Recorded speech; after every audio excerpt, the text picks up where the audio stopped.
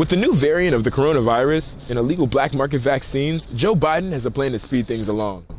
But just how long can we anticipate federal results? I'm Francis Ford Jr. with Answers on Washington. A new variant of the coronavirus has been on the UK's radar since the beginning of the holiday season.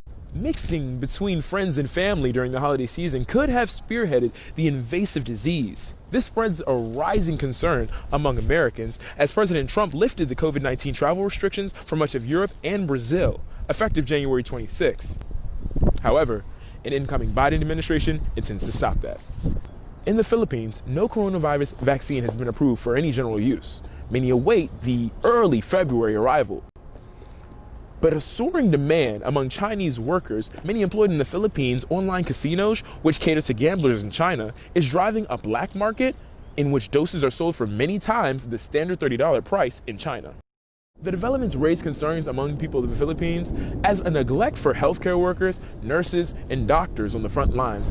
With a proposed 100 federally supported centers by the end of his first month in office, here in the nation's capital, President-elect Joe Biden intends to roll out a quickened pace for vaccinations with a target of 100 million doses to be distributed within his first 100 days as president. Biden intends to cooperate with state, local, and federal officials to organize thousands of community vaccination centers across the country, as well as deploying mobile units to rural and underserved communities. Lastly, the president-elect promised to make the vaccination free to the public regardless of immigration status. The national vaccination program is set to cost at about $20 billion.